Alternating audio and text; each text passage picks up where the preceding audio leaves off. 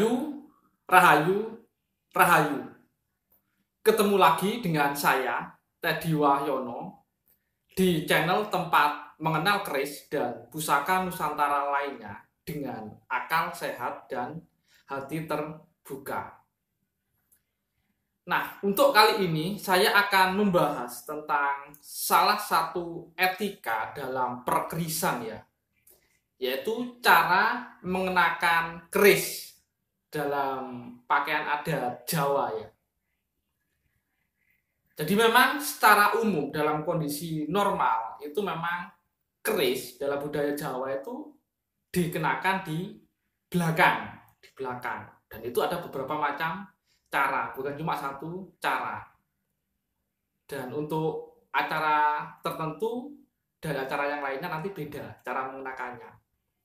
Selain yang di belakang, itu juga ada yang namanya di depan dalam kondisi khusus. Nah, kondisi khusus seperti apa ketika kita menaruh keris di depan? Nanti juga akan saya jelaskan. Nah, saya mencoba membahas hal ini karena memang mungkin akhir-akhir ini teman-teman sudah banyak yang melihat ya. Jadi ada salah satu oknum. Jadi yang konon dia itu memang ilmu agamanya, memang dia ngakunya sih cukup tinggi gitu loh. Tapi kalau lihat kelakuannya sih ya saya jadi ragu-ragu, saya pribadi jadi ragu-ragu gitu loh. Nah, kita anggap aja dia oknum gitu loh. Nah, dia dalam salah satu ceramahnya, jadi dia itu menghina, sudah jelas menghina dan merendahkan budaya Jawa dan juga ulama Jawa itu loh. Nah, dari ceramahnya itu sebenarnya sudah terindikasi jelas dia itu sudah rasis dan mencoba untuk mengadu orang Jawa dan orang Sumatera. Jadi indikasi memecah belah gitu loh.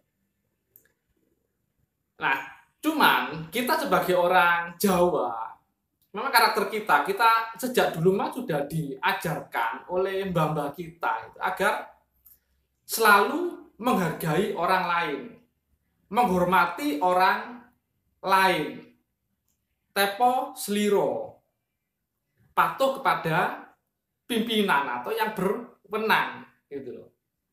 Jadi ketika ada kasus seperti ini sudah jelas dia merendahkan budaya kita, dan saya juga orang Jawa ya dengarnya juga ini orang gimana sih gitu loh, ya juga mangkel gitu loh. Tapi tetap kita sebagai orang Jawa ya tetap menghormati yang berwenang. Jadi kita serahkan yang kepada yang berwenang dulu gitu loh. Jadi untuk menindak si oknum ini, ya namanya Tengku Zulkarnain ya, tak sebut nama aja nggak apa-apa. Terus tak panggil Jul aja ya, habisin tak panggil Jul. Jadi si Jul ini memang sudah terindikasi jelas untuk mengadu orang Jawa dan Sumatera. Dia sudah rasis dia itu karena merendahkan yaitu suku Jawa. Jadi salah satu direndahkan adalah budaya orang Jawa dalam mengenakan keris di belakang itu. Saya nggak ulas panjang lebar, teman-teman bisa lihat sendiri lah. Dan mungkin entah dia maksudnya melakukan hal itu rasis itu atau merendahkan itu apa, saya juga nggak tahu ya.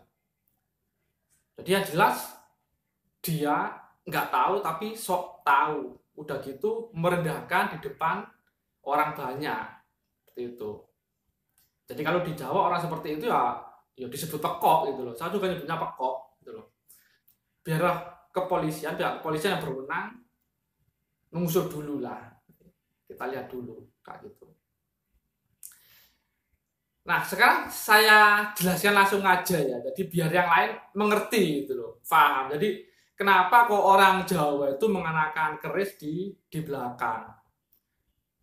Dan memang ada beberapa cara yang mengenakan keris di belakang gitu. Jadi untuk tiap satu acara dengan acara yang lain itu beda gitu loh. Cuman filosofinya kenapa di belakang? Itu memang yang pertama karena kita memang diajarin untuk menghargai dan menghormati orang lain, terutama orang yang kita ajak bicara gitu loh. Jadi dengan naruh keris di belakang, jadi terkesan kita nggak mengintimidasi gitu loh. Tapi kalau ditaruh di depan, kesannya ya kayak nantang, kayak mengintimidasi orang yang ada di depan kita. Itu yang pertama. Terus alasan yang kedua, yang jelas untuk kenyamanan ya, kenyamanan. Karena memang dalam beberapa ada Jawa, cara Jawa, yaitu terutama ketika kita menghadap misalnya raja, menghadap atasan, orang lebih tinggi. Jadi pada zaman dulu itu ada istilahnya jalan jongkok ya, jalan jongkok. Terutama kalau menghadap raja. Dan itu memang keris ketika melakukan hal itu memang paling nyaman keris taruh di belakang, Itu untuk kenyamanan. Tuh. Terus yang ketiga, jadi memang ya kita memang diajarin. Jadi tidak menunjukkan kelebihan kita atau kesaktian kita atau kekayaan kita, kekuasaan kita kepada orang lain gitu loh. Ya, kita memang diajarkan bersikap rendah hati gitu loh. Dan keris dalam budaya Jawa itu salah satu simbol lelaki sejati Jawa ya. Jadi lelaki Jawa itu dianggap lelaki sejati ketika memiliki 5 hal. Pertama, griya atau rumah. Terus garwa atau istri, turonggo atau tunggangan atau kuda kalau zaman dahulu. Kukilo yaitu burung. Dan yang terakhir curigo yaitu keris gitu loh. Dan apalagi ya keris, istilah salah satu simbol kesaktian itu memang nggak boleh ditunjukkan sembarangan gitu loh, terutama dalam kondisi normal. Dan salah satu filosofi keris, contohnya ini ya, terutama keris yang pakai kembang kacang. Nah, kalau pakai kembang kacang pasti ada jalennya di bawah kembang kacang, ketiaknya ini. Jalen ini yang kayak jalu ya. Jalu itu kalau di ayam taji, senjatanya ayam untuk bertarung gitu. Jadi ini memang tersembunyi, jadi terkesan tersembunyi di bawah kembang kacang. Karena memang kita diajarin tidak menunjukkan ibaratnya kesaktian kita, kelebihan kita gitu loh. Tapi dalam kondisi khusus kita diperbolehkan. Misal dalam peperangan gitu loh. Itu juga ada keris yang jalannya terekspos keluar, yaitu keris yang pakai kembang kacang pogok seperti Pasopati, Mundarang gitu loh. Jadi memang dalam kondisi tertentu kita nggak apa-apa menunjukkan siapa kita, kemampuan kita, itu nggak apa-apa. Tadi dalam kondisi khusus, tapi dalam kondisi normal kita memang diajarkan untuk rendah hati ya. Jadi tidak menunjukkan kelebihan kita. Makanya yang namanya keris itu ditaruh di belakang kayak gitu. Jadi sekali lagi memang keris taruh di belakang itu ya memang kita memang dari dulu diajarkan menghormati orang lain, menghargai orang lain. Makanya keris taruh di belakang seperti itu.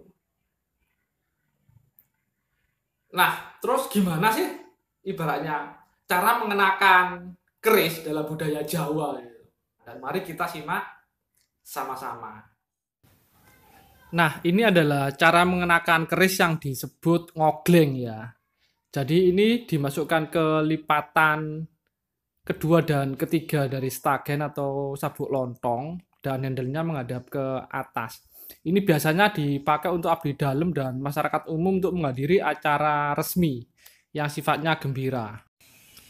Cara ini juga ada yang menyebut sebagai kelabang pipitan. Nah, cara mengenakan keris ini seperti cara ngogleng ya. Kalau di Surakarta disebut kurepan.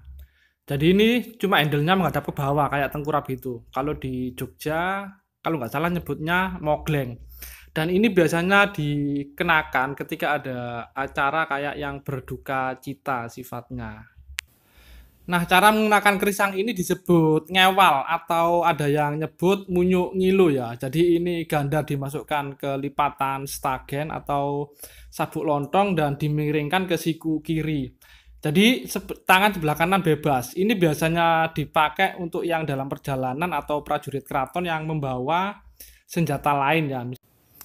Nah, ini adalah cara memakai yang disebut andoran atau beberapa daerah nyebutnya dederan atau jejeran. Jadi ditaruh tegak lurus punggung ya.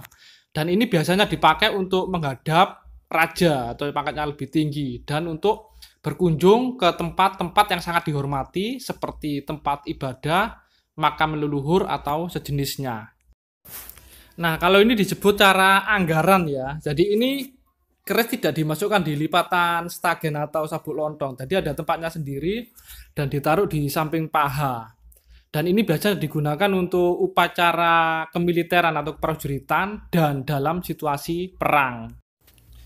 Nah, cara ini disebut nyote ya. Ada yang nyebut kempitan kiwo. Jadi ini biasanya digunakan untuk yang dalam perjalanan, misal naik kuda atau naik kereta kuda. Nah, cara menaruh keris di depan seperti ini dikenal sebagai cara ulama Jawa ya. Dan konon kalau sudah naruh keris di depan ini berarti mereka sudah siap mati demi apa yang diyakini. Dan yang terkenal memakai gaya ini adalah Pangeran Diponegoro dan Jenderal Sudirman. Nah, itu tadi beberapa cara mengenakan keris dalam adat Jawa ya. Dan saya harap sudah nggak ada lagi lah, apalagi seorang tokoh yang ibaratnya punya banyak pengikut, itu ceramahnya itu mengadu domba, memecah belah. Karena kita harus ingat, jadi tokoh-tokoh pendiri bangsa ini, Pak Karno, Pak Hatta yang dari Sumatera, dan yang lain itu menginginkan jadi semua suku yang ada di Nusantara ini bisa bersatu. Dan itu memang sudah dirintis sejak Sumpah Pemuda ya. Sejak Sumpah Pemuda. Habis itu proklamasi. Jadi negaranya pun negara Kesatuan Republik Indonesia. Jadi mungkin itu aja dan semoga bermanfaat dan tetap jaga kerukunan dan persatuan.